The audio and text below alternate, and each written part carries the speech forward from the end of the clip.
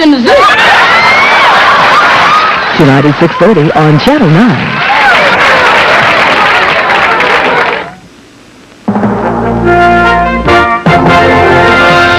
Tonight, in the Philippines, gunfire and rebellion. In Lebanon, new concern that the hostage negotiator is now a hostage. In Nicaragua, a captured American prepares for freedom. All are late-breaking stories, and all will be subjects of an interview with a member of the House Foreign Relations Committee, Robert Torricelli. Also tonight, the can-do can. It's uncanny, so cold that it's expected to become hot stuff. From the Independent News, this is USA Tonight with Morton Dean. Good evening. The government is functioning. It is in control. That's the latest word from a military spokesman in the Philippines. Troops loyal to the Aquino government appear to have put down an attempted rebellion. Rebellious troops, about 50 of them, attempted to take over an air base, the headquarters of the Air Force. There was a firefight. The rebels were defeated. One rebel said to have been killed, 8 other persons wounded. For a while, the battle disrupted civilian air traffic at the nearby Manila airport. Other rebel soldiers attacked a TV station. About 200 heavily armed soldiers took part and succeeded in gaining control of the station. It's still in their hands with machine guns mounted on the roof. The rebels have reportedly announced their loyalty to ousted President Marcos. I don't know what those guys want, said an Aquino military official. What they seem to want seems obvious, though. They want Mrs. Aquino's overthrow. A new, possibly serious twist in the mystery of Terry Waite's current mission in Lebanon. The Anglican Church envoy has been negotiating for the release of American hostages in Lebanon and has not been seen for 7 days now. Today, Kuwaiti radio reported that Waite has been placed under house arrest by the kidnappers with whom he was dealing. The story cannot be independently confirmed.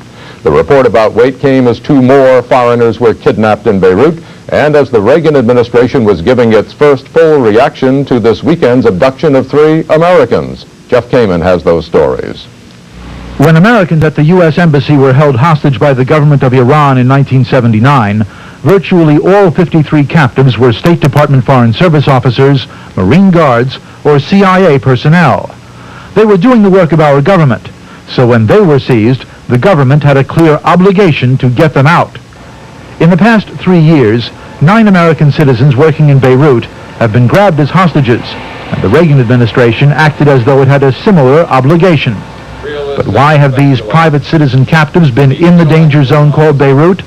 Career considerations, personal choice. Take the case of one of the 4 hostages grabbed over the weekend, Professor Alan Steen of Arcata, California.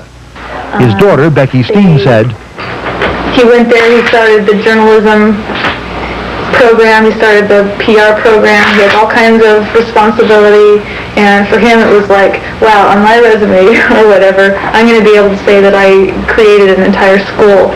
Today, inside this shop in Beirut, 2 more foreigners were grabbed by gunmen. At the White House, President Reagan's chief spokesman condemned the taking of the 3 American hostages on Saturday, warned the terrorists they would be held responsible, and then, quoting the president, Larry Speakes declared, "But there's a limit to what our government can do for Americans in a chaotic situation such as in Lebanon today." Speakes noted that there had been years of warnings to Americans not to go to Beirut. Americans who ignored this warning clearly did so at their own risk and on their own responsibility. Anti-terrorism expert Dr. Robert Kupperman said it was about time that Reagan admitted that the U.S. cannot protect Americans in Beirut. And I think part of this, which I've been begging the administration to do for years, is to be honest with the American public. And don't treat them as children. Well, I would first of all agree that any Americans who are in Lebanon would be wise to leave. But secondly, I think we have to recognize that our anti-terrorism policy is in complete disarray. I think it is orchestrated incompetence. What do you mean? What I mean by this is that I don't think any of them in the White House have truly understood what they're doing. I think we're finally getting to the stage of listening to the State Department. Is the White House engaging in public relations or better policy right now? I think only time will show. I would hope it will be better policy. The seizure of those 3 new American hostages in Beirut just the other day further weakened President Reagan's image in the foreign policy arena and strengthened the charges of his critics who have been claiming that the Iran arms for hostages deal would encourage additional hostage-taking. Jeff Kimmon in Washington. Nicaragua said tonight it's releasing American Sam Hall, arrested last month on suspicion of spying. Hall, a self-styled counter-terrorist, was picked up in a restricted military area and later claimed he was on a spy mission. The Nicaraguan embassy says Hall is being freed because of an undisclosed health problem, a problem that cannot be properly treated in Nicaragua. Hall will be released into the custody of his brother, U.S. Congressman Tony Hall, or any other relative as soon as they arrive in Managua. Up next, we'll talk with a member of the House Foreign Affairs Committee about developments tonight in the Philippines, the Mideast, and Nicaragua, Congressman Robert Torricelli.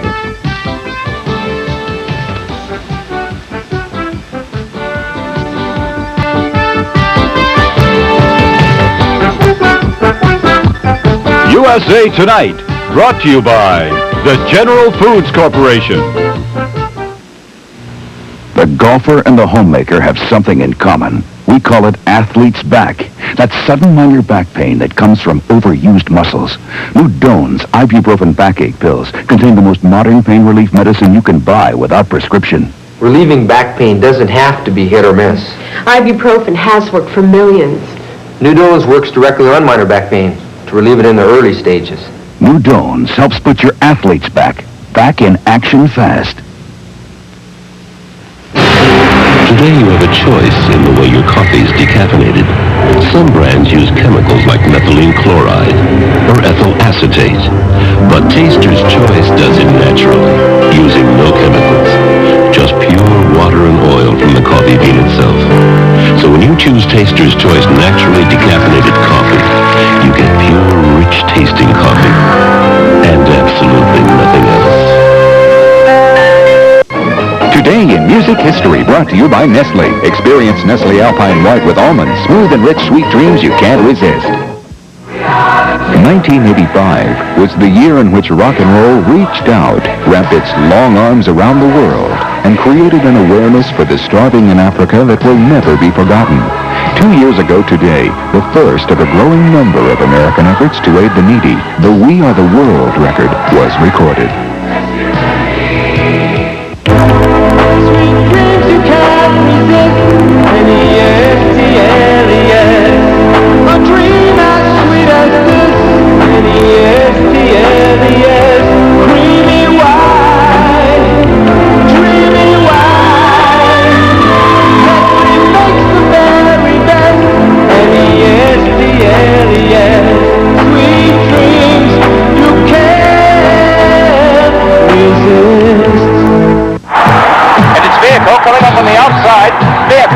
And in lane 4, it's Favors.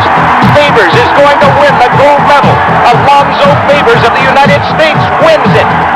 Ugly Vehicle got second, and McKay winds up third.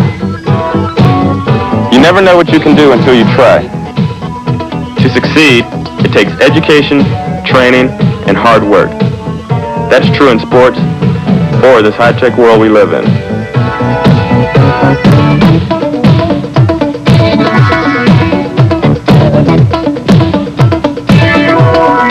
You've got to go with the best. That's why I chose the Air Force as my place to succeed. The Air Force is a technology leader, offering education and training to young men and women from all walks of life. Check it out today. You can aim high and succeed in the Air Force.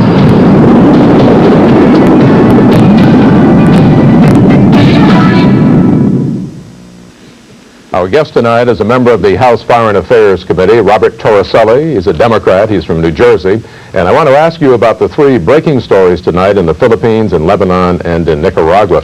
First of all, what do you know about what's going on in the Philippines? Well, it appears that the other shoe has dropped. And that is, we've expected for some time that there would be an effort by loyalists of Mr. Marcos or in the military to reassume power. It appears either part of a coordinated effort or just a splinter effort has taken place. Is Mrs. Aquino strong enough to withstand either sporadic military violence or a sustained rebellion? Mrs. Aquino has had the disadvantage of being in office for a short period of time, so expectations for economic and social progress are high, but not enough time to make real progress. Well, what are you saying there, Congressman? Do you fear for her government, for the longevity of her government? I think Mrs. Aquino was really never more probably than a transition leader, a chance to bring the Philippines into a democratic government and begin the institution of reform. I hope she gets that chance to be that transition leader, but it is now in jeopardy. I think for us as Americans, the question is whether any of this effort to bring back the dictatorship of Mr. Marcos or of the military is coming from American shores. And if Mr. Marcos is doing that from his safe haven in Hawaii, there'll be a high price to be paid. Well, what's your feeling if Mrs. Aquino is threatened personally, and if her government is threatened? Would you suggest the use of U.S. troops, many of them stationed in the Philippines, to keep her government in power? No, I think this is a fight for the Philippine people. But if there's a message in this for Americans, it is that Mrs. Aquino's success in bringing democracy back to the Philippines was not a permanent victory. It was a single battle and a longer struggle. American economic assistance, help to reform the economy, help to reform her government is a longer struggle. And the United States is going to have to do more than say nice words in a single election. We're going to have to be there for the long haul. Tonight may be just the beginning of a much longer struggle, a longer test of democracy. Well, suppose democracy fails, or if Mrs. Aquino fails, then does the United States just automatically say, we're behind you, no matter who takes over? I hope not. That was our error before. That is how the communist insurgency in the Philippines gathered strength, because we were prepared to support anybody who merely was against our same enemies. I think this time it has to be this different. In the Philippine government, no matter who's running, has to understand we have different levels of friendship. If the Philippines is not a democracy, they can't expect the same kind of help from America. Congressman Torricelli, I want to move on now to what's happening in Lebanon, or at least the story reported on Kuwaiti radio that Terry Waite may in fact be a hostage himself. But I want to talk about the Americans taken hostage over the weekend. Does the U.S. government have a responsibility to people who know the dangers of Lebanon and know perhaps that they could become hostages? It's my belief that Americans who stayed behind in Beirut have been terribly irresponsible. They have been warned to leave. They know they cannot be protected. In being captured, not only is their personal safety being jeopardized, but more than that, they're used as pawns against the interests of the United States.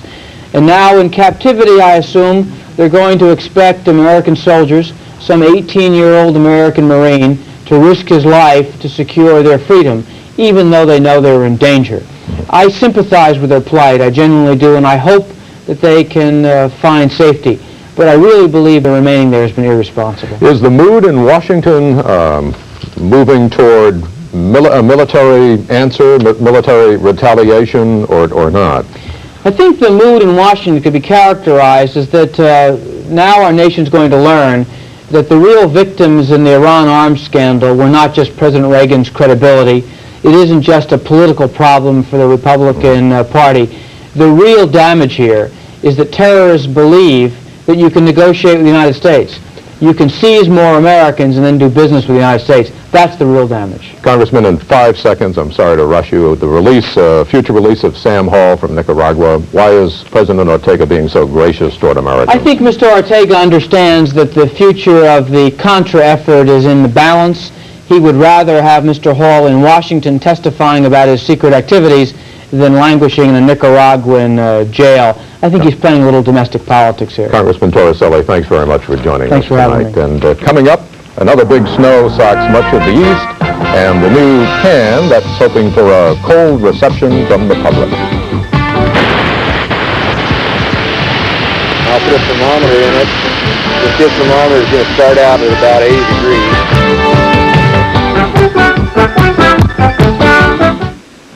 Look, it's not your fault. Most any food or drink can cause bad breath, even a cheeseburger. You need Clorettes. Only Clorettes has Actisol with chlorophyll to clean up bad breath fast. Clorettes, because you have bad breath more often than you think.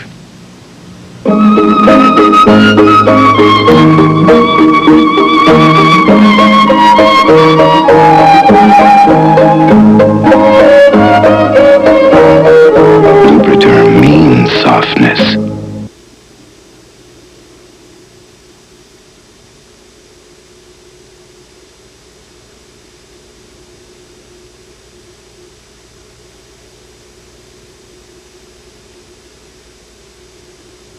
Stovetop stuffing in canisters makes a lot or a little in one easy step. When you want dishes quick and delicious, you can be flexible with Stovetop tonight. It's the right stuff, always enough. It's great for me at home with the TV. Have it for you or fix it for two more. It serves from 1 to 8 just right. Be flexible with Stovetop tonight. In flexible serve canisters. Oh no! Harlem Furniture 70% off January clearance sale ends this Monday at 9. You mean after 9 Monday, it's no more $900 bedrooms from $399? No more $800 living rooms from $299? Right, and no more $500 dinettes from $199 either, because all these amazing savings... 70% and more! End this Monday at 9 at Harlem. Harlem has style. Furniture. Harlem has quality. Discounts. Nice price place since 1912. Harlem Furniture, you like our style. Real courage is something to see. Go!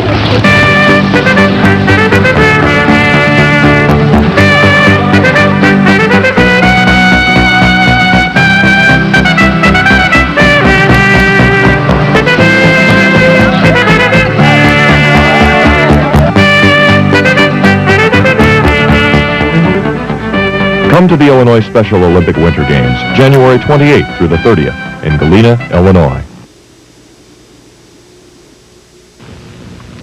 We're going to go back to the Philippines story now. Rebel troops took over a television station in Manila and are still holding it, and earlier in the day attempted to take over the Philippines Air Force headquarters and were defeated in a firefight with government loyalists there. We have an interview now with Jose Gonzalez in Manila. He's with Radio Bayan, a government radio station. Mr. Gonzalez, can you hear me okay?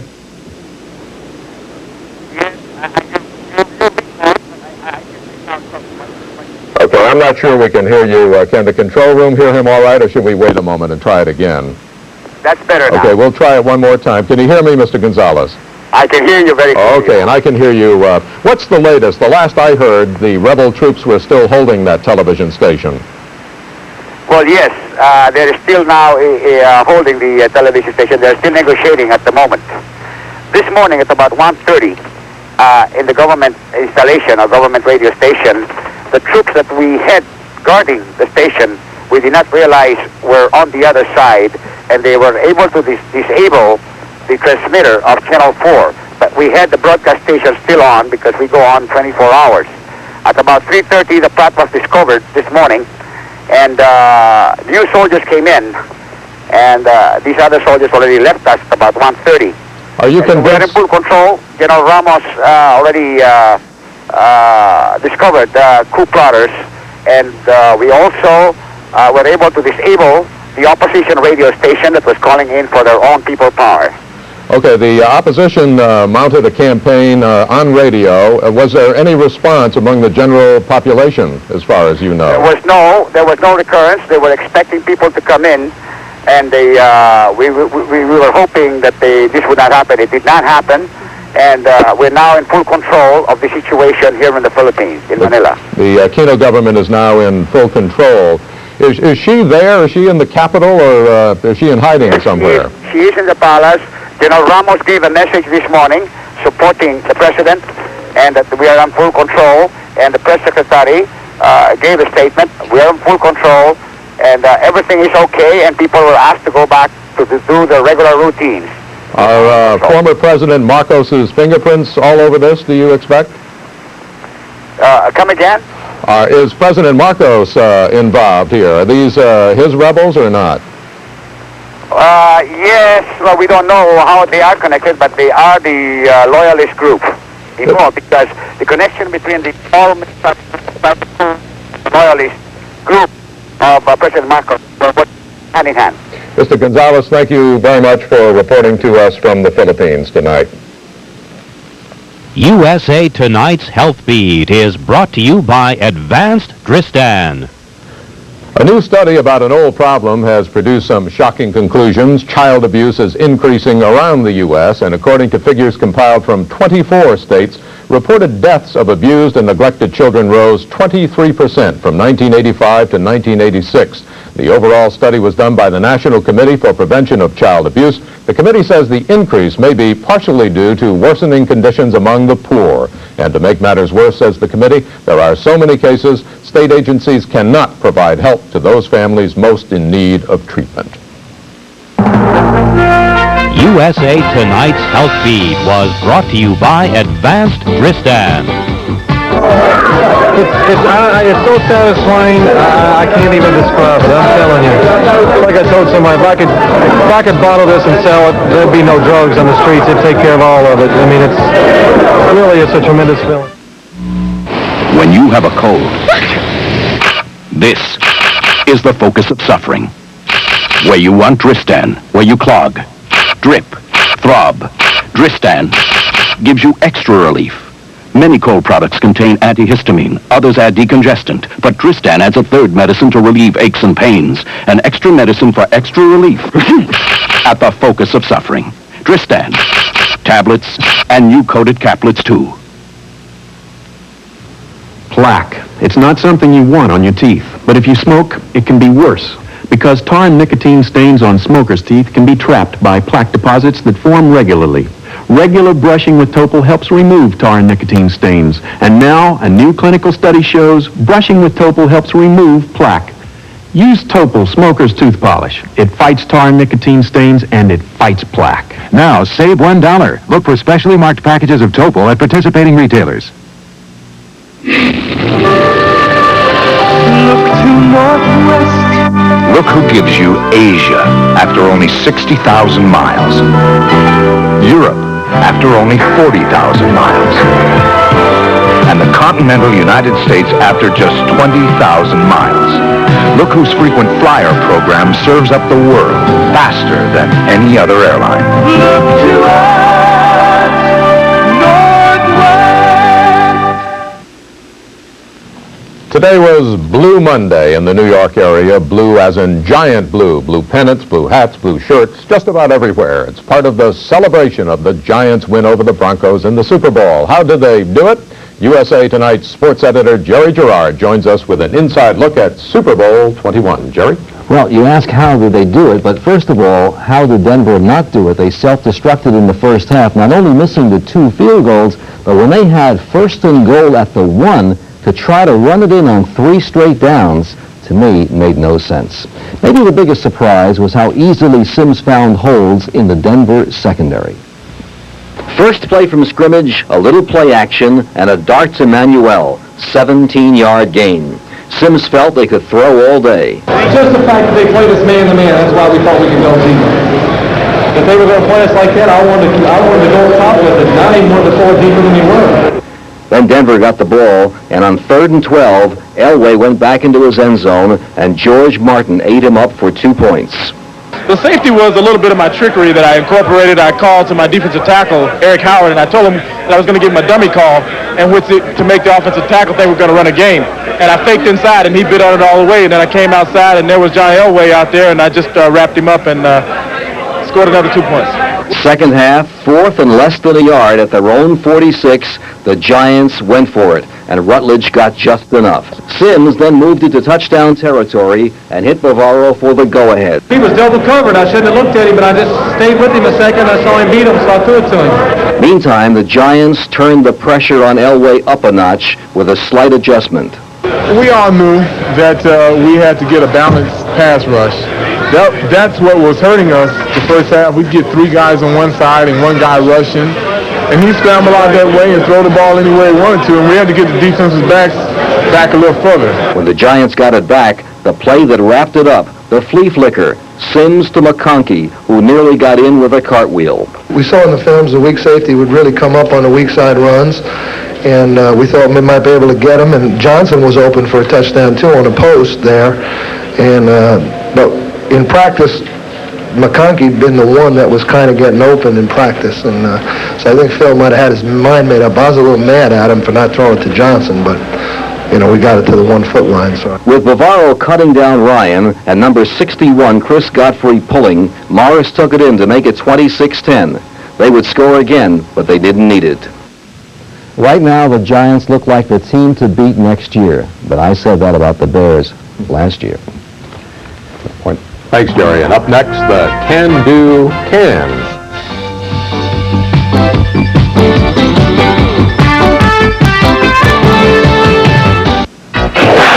It's the Transformers. Heroic Autobots battle evil Decepticons for control of the universe, Monday through Friday. Today at 4:30 on Channel 9. Lights, camera, color. Funny, I don't feel any different. Lift your spirits. In color, with Topper, the delightful comedy classic, starring charming Cary Grant and haunting Constance Bennett. Two of the zaniest, most colorful ghosts you'll ever meet. Can Topper take it? High-flying laughs. Topper, in color. Tonight at 7 on Channel 9. 3.9% financing on new Ford cars and trucks only at Burt Wyman Ford. Sacrifice your choice, all with their full price. Only $1,488. A 1979 Thunderbird, $1,488, and $1,488 buys us 1977 Chevy Monte Carlo, and $1,488 buys us 1977 Olds Delta Royale. All cars 100% winterized, no extra cost at Chicago's #1 Ford dealer, Burt Wyman Ford at 3535 North Ashland.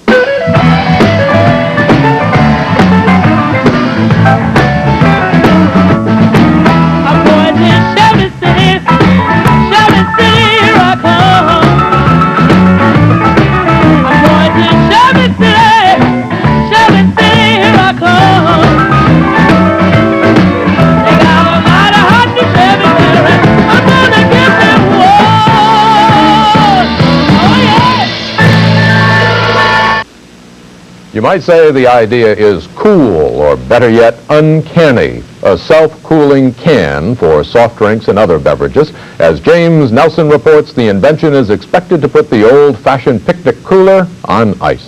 America has a big thirst when it comes to canned drinks. 300 million consumed every day. And the inconvenience of having to cool the beer or soft drink, that's just routine anymore. But imagine having a can of your favorite soft drink that needs no refrigeration, no ice, and that cools itself when you open it. Well, it's here. Developers call it Cool Can.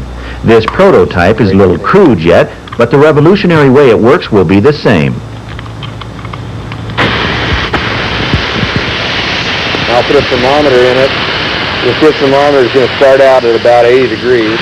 The Cool Can utilizes a cone-shaped capsule filled with liquid carbon dioxide. When the tab opens one of these special cans, the carbon dioxide releases into the atmosphere. The escaping gas chills the capsule, creating a super cold ice cube, which in turn cools the beverage by 35 degrees in 1 to 2 minutes. We think that under a very best case scenario, we might get as much as 40 to 45% of the market in the United States. That's a 70 billion can a year market. The Cool Can demonstrations we witnessed did in fact chill the previously warm cans.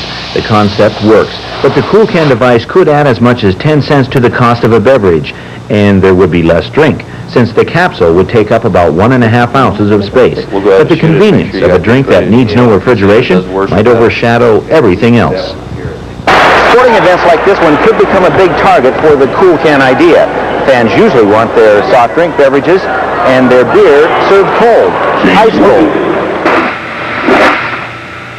Icing the beer down is no small chore. For example, when the Utah Jazz played the Los Angeles Lakers recently, here's what it took. And remember, this is just one sporting event.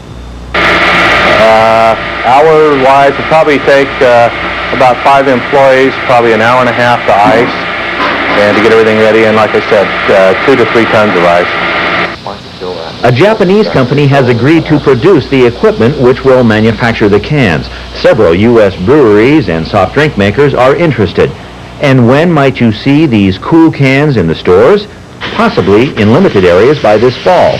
But remember, don't look for them in the refrigeration section. This is James Nelson reporting in Salt Lake City.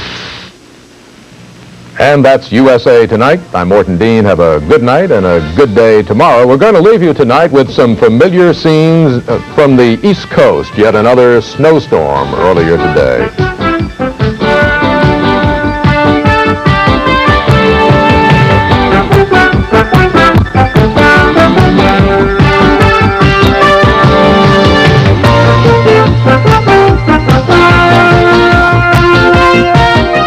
God help me.